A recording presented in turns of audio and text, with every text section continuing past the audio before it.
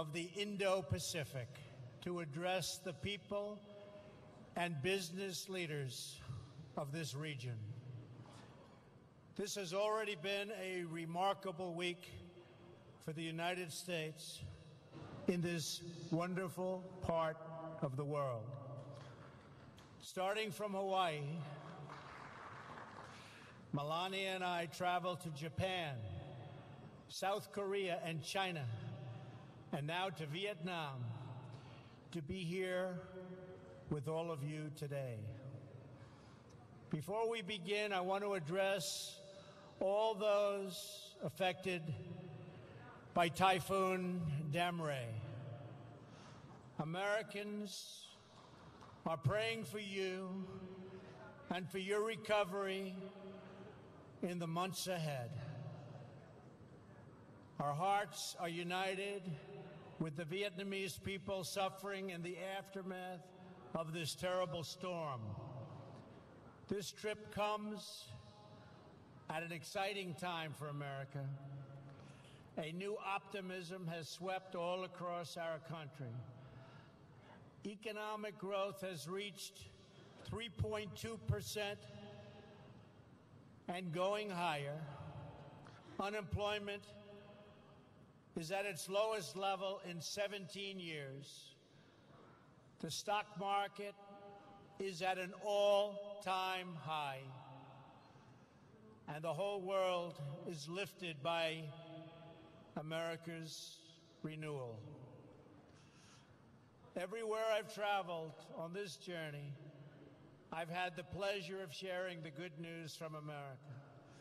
But even more, I've had the honor of sharing our vision for a free and open Indo-Pacific, a place where sovereign and independent nations with diverse cultures and many different dreams can prosper side by side and thrive in freedom and in peace.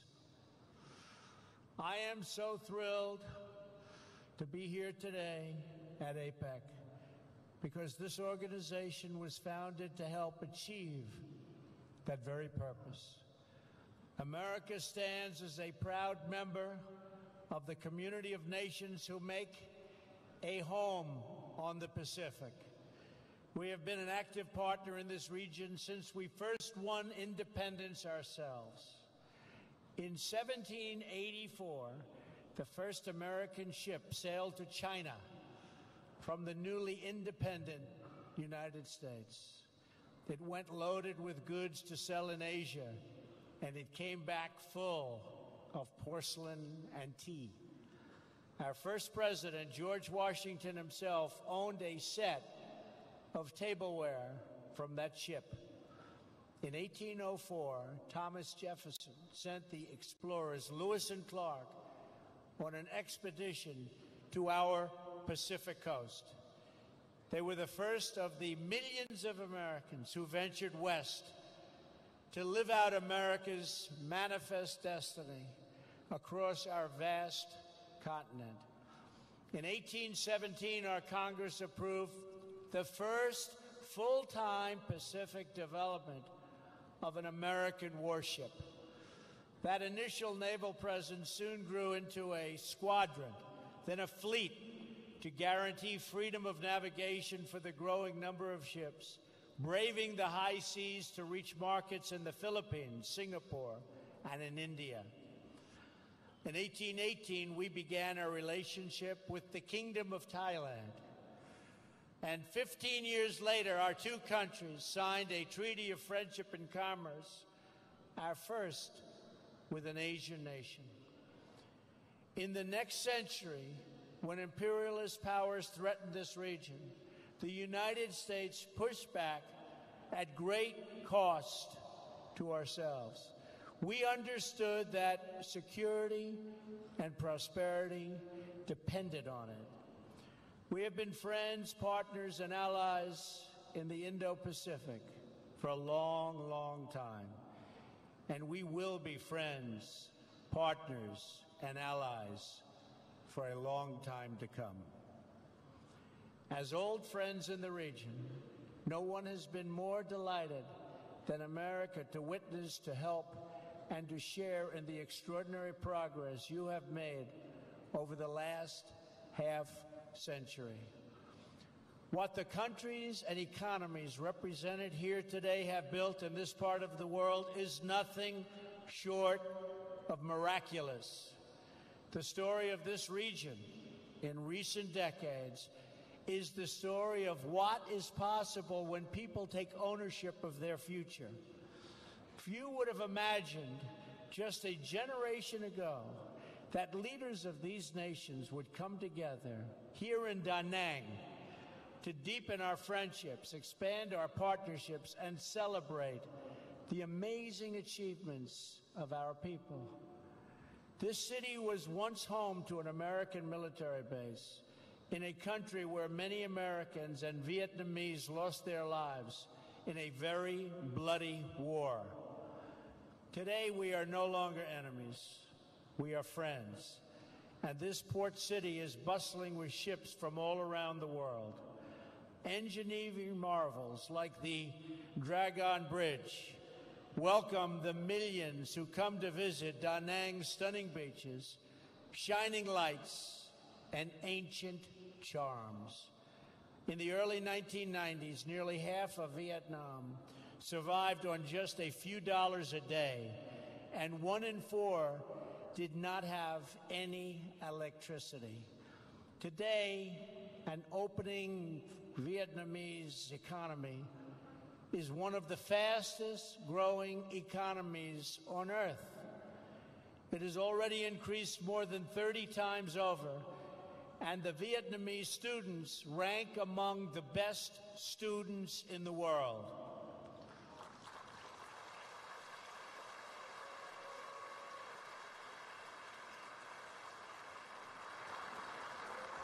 And that is very impressive. This is the same story of incredible transformation that we have seen across the region. Indonesians for decades have been building domestic and democratic institutions to govern their vast chain of more than 13,000 islands. Since the 1990s, Indonesia's people have lifted themselves from poverty to become one of the fastest growing nations of the G20. Today, it is the third largest democracy on earth. The Philippines has emerged as a proud nation of strong and devout families. For 11 consecutive years, the World Economic Forum has ranked the Philippines first among Asian countries in closing the gender gap and embracing women leaders in business and in politics.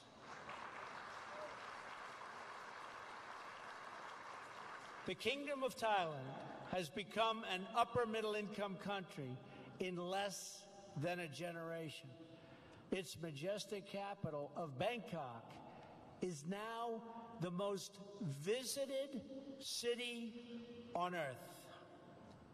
And that is very impressive. Not too many people here from Thailand.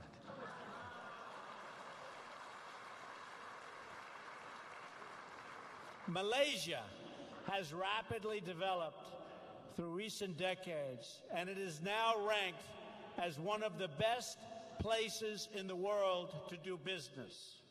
In Singapore, citizens born to parents who survived on $500 a day are now among the highest earners in the world, a transformation made possible by the vision of Lee Kuan Yew's vision of honest governance and the rule of law. And his great son is now doing an amazing job. As I recently observed in South Korea, the people of that republic took a poor country ravaged by war and in just a few decades turned it into one of the wealthiest democracies on earth. Today, South Koreans enjoy higher incomes than the citizens of many European Union countries. It was great spending time with President Moon. Everyone knows of China's impressive achievements over the past several decades. During this period, and it was a period of great market reforms, large parts of China experienced rapid economic growth. Jobs boomed, and more than 800 million citizens rose out of poverty. I just left China this morning and had a really productive meeting and a wonderful time with our gracious host, President Xi. And as I saw on my first stop of this trip, in Japan, we see a dynamic democracy in a land of industrial, technological, and cultural wonders. In fewer than 60 years, that island nation has produced 24 Nobel Prize winners for achievements in physics, chemistry, medicine, literature, and the promotion of peace.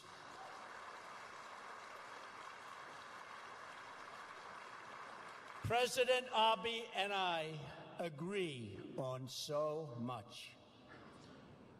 In the broader region, countries outside of APEC are also making great strides in this new chapter for the Indo-Pacific. India is celebrating the 70th anniversary of its independence. It is a sovereign democracy, as well as, think of this, over 1 billion people. It's the largest democracy in the world. Since India opened its economy, it has achieved astounding growth and a new world of opportunity for its expanding middle class. And Prime Minister Modi has been working to bring that vast country and all of its people together as one. And he is working at it very, very successfully indeed. As we can see in more and more places throughout this region, citizens of sovereign and independent nations have taken greater control of their destinies and unlocked the potential of their people. They pursued vision of justice and accountability, promoted private property and the rule of law, and embraced systems that value hard work and individual enterprise. They built businesses. They built cities. They built entire countries from the ground up. Many of you in this room have taken part in these great uplifting national projects of building. They have been your projects from inception to completion, from dreams to reality. With your help, this entire region has emerged, and it is still emerging, as a beautiful constellation of nations, each its own bright star, satellites to none, and each one a people, a culture, a way of life, and a home. Those of you who have lived through these transformations understand better than anyone the value of what you have achieved. You also understand that your home is your legacy, and you must always protect it. In the process of your economic development, you've sought commerce and trade with other nations and forged partnerships based on mutual respect and directed toward mutual gain.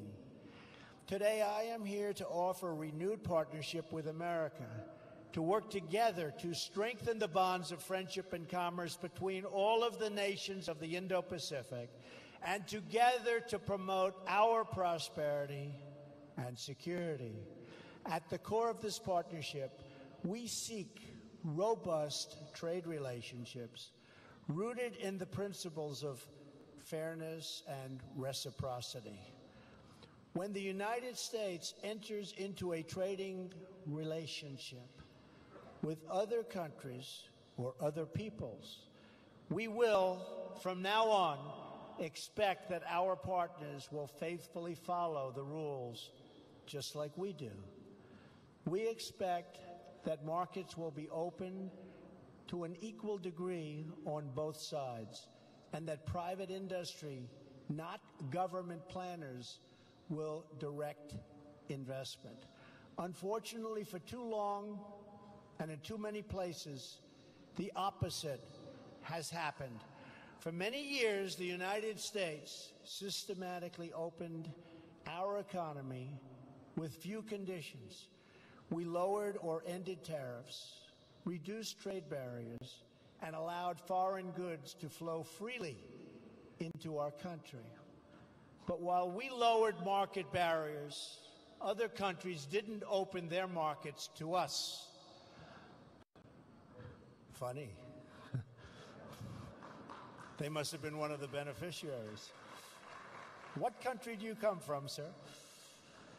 Countries were embraced by the World Trade Organization, even if they did not abide by its stated principles. Simply put, we have not been treated fairly by the World Trade Organization. Organizations like the WTO can only function properly when all members follow the rules and respect the sovereign rights of every member. We cannot achieve open markets if we do not ensure fair market access. In the end, unfair trade undermines us all. The United States promoted private enterprise, innovation, and industry. Other countries use government-run industrial planning and state-owned enterprises. We adhered to WTO principles on protecting intellectual property and ensuring fair and equal market access. They engaged in product dumping, subsidized goods, currency manipulation, and predatory industrial policies.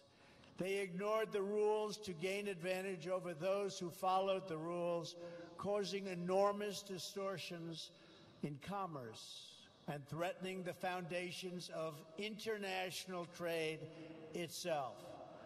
Such practices, along with our collective failure to respond to them, hurt many people in our country and also in other countries. Jobs, factories, and industries were stripped out of the United States and out of many countries in addition. And many opportunities for mutually beneficial investments were lost because people could not trust the system. We can no longer tolerate these chronic trade abuses, and we will not tolerate them. Despite years of broken promises, we were told that someday soon everyone would behave fairly and responsibly. People in America and throughout the Indo-Pacific region have waited for that day to come. But it never has, and that is why I'm here today, to speak frankly about our challenges and work toward a brighter future for all of us. I recently had an excellent trip to China, where I spoke openly and directly with President Xi about China's unfair trade practices and the enormous trade deficits they have produced with the United States. I expressed our strong desire to work with China to achieve a trading relationship that is conducted on a truly fair and equal basis. The current trade imbalance is not acceptable. I do not blame China or any other country, of which there are many, for taking advantage of the United States on trade. If their representatives are able to get away with it, they are just doing their jobs. I wish previous administrations in my country saw what was happening and did something about it. They did not, but I will. From this day forward, we will compete on a fair and equal basis. We are not going to let the United States be taken advantage of anymore. I am always going to put America first, the same way that I expect all of you in this room to put your countries first.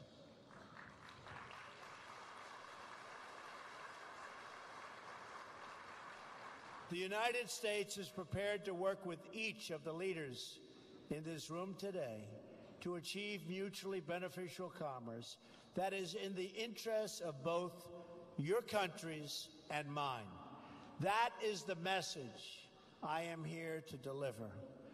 I will make bilateral trade agreements with any Indo-Pacific nation that wants to be our partner and that will abide by the principles of fair and reciprocal trade. What we will no longer do is enter into large agreements that tie our hands, surrender our sovereignty, and make meaningful enforcement practically impossible. Instead, we will deal on a basis of mutual respect and mutual benefit. We will respect your independence and your sovereignty. We want you to be strong, prosperous, and self-reliant, rooted in your history, and branching out toward the future. That is how we will thrive and grow together in partnerships of real and lasting value. But for this, and I call it the Indo-Pacific Dream, if it's going to be realized, we must ensure that all play by the rules, which they do not right now. Those who do will be our closest economic partners. Those who do not can be certain that the United States will no longer turn a blind eye to violations, cheating, or economic aggression. Those days are over. We will no longer tolerate the audacious theft of intellectual property.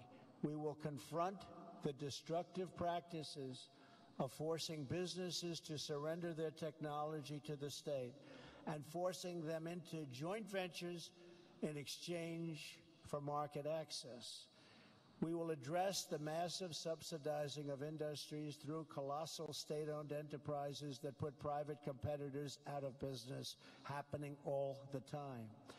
We will not remain silent as American companies are targeted by state-affiliated actors for economic gain, whether through cyber attacks, corporate espionage, or other anti-competitive practices.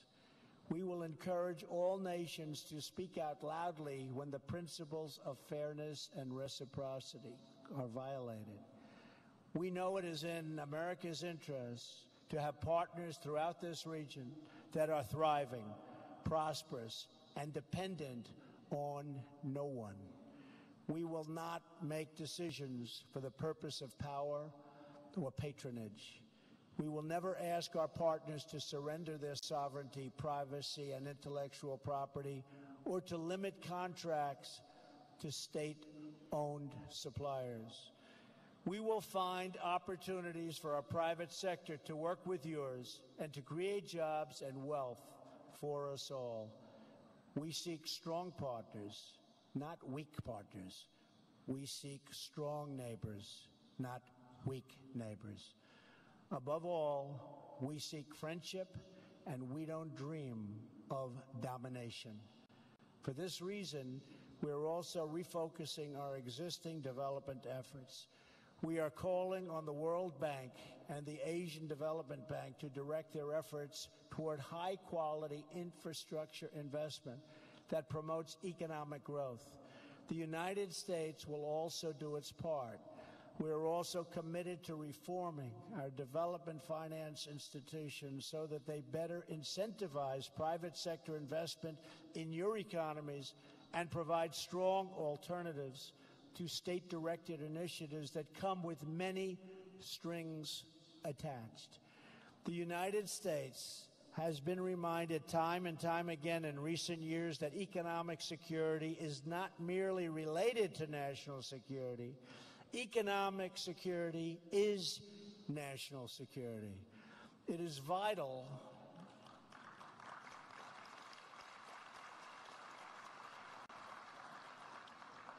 to our national strength. We also know that we will not have lasting prosperity if we do not confront grave threats to security, sovereignty, and stability facing our world today. Earlier this week, I addressed the National Assembly in Seoul, South Korea, and urged every responsible nation to stand united in declaring that every single step the North Korean regime takes toward more weapons is a step it takes into greater and greater danger. The future of this region and its beautiful people must not be held hostage to a dictator's twisted fantasies of violent conquest and nuclear blackmail. In addition, we must uphold principles that have benefited all of us, like respect for the rule of law, individual rights, and freedom of navigation and overflight, including open shipping lanes. Three principles, and these principles create stability and build trust, security, and prosperity among like-minded nations. We must also deal decisively with other threats to our security and the future of our children, such as criminal cartels, human smuggling, drugs, corruption, cybercrime, and territorial expansion. As I have said many times before, all civilized people must come together to drive out terrorists and extremists from our societies, stripping them of funding, territory, and ideological support. We must stop radical Islamic terrorism. So let us work together for a peaceful, prosperous, and free Indo-Pacific. I am confident that together, every problem we have spoken about today can be solved and every challenge we face can be overcome. If we succeed in this effort, if we seize the opportunities before us and ground our partnerships firmly in the interests of our own people, then together we will achieve everything we dream for our nations and for our children.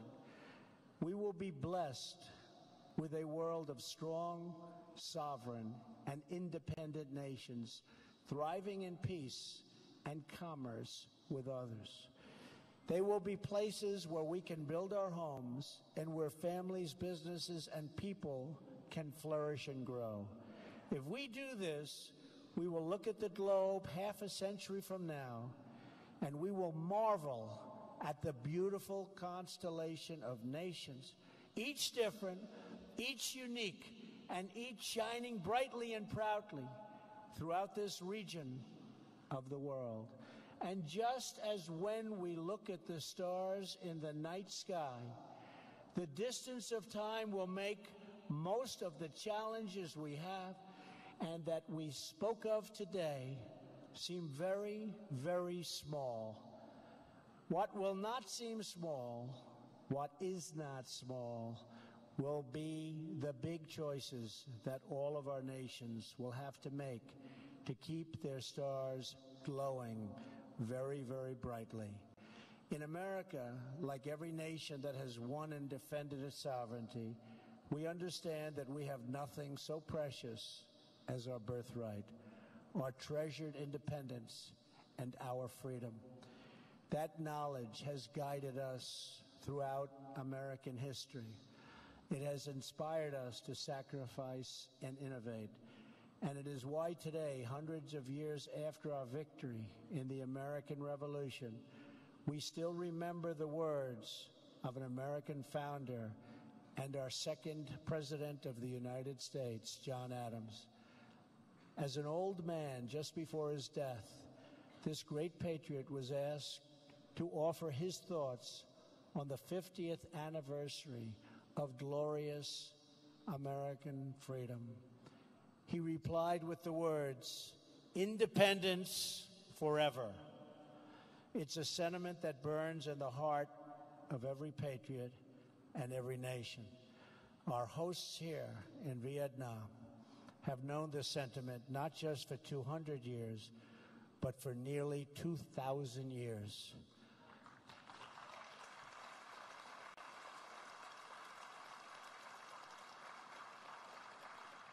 It was around 40 AD when two Vietnamese sisters, the Trung sisters, first awakened the spirit of the people of this land. It was then that for the first time, the people of Vietnam stood for your independence and your pride. Today, the patriots and heroes of our histories hold the answers to the great questions of our future and our time. They remind us of who we are and what we are called to do. Together, we have it in our power to lift our people and our world to new heights, heights that have never been attained. So let us choose a future of patriotism, prosperity, and pride. Let us choose wealth and freedom over poverty and servitude. Let us choose a free and open Indo-Pacific. Finally, let us never forget, the world has many places, many dreams, and many roads. But in all of the world, there is no place like home.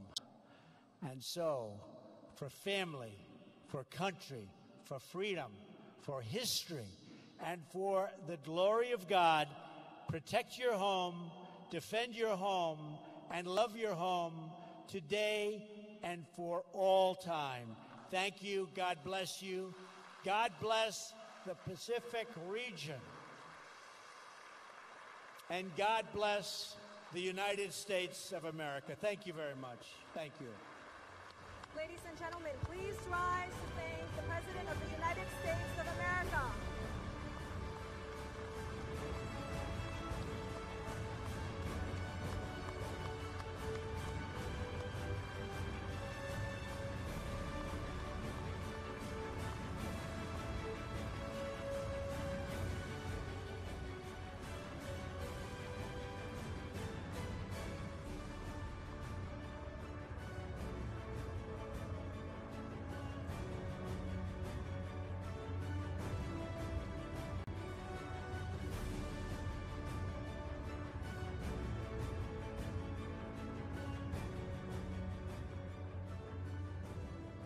Thank you very much. Ladies and gentlemen, we ask that you please stay in your seat for the summit keynote address by the President of the People's Republic of China.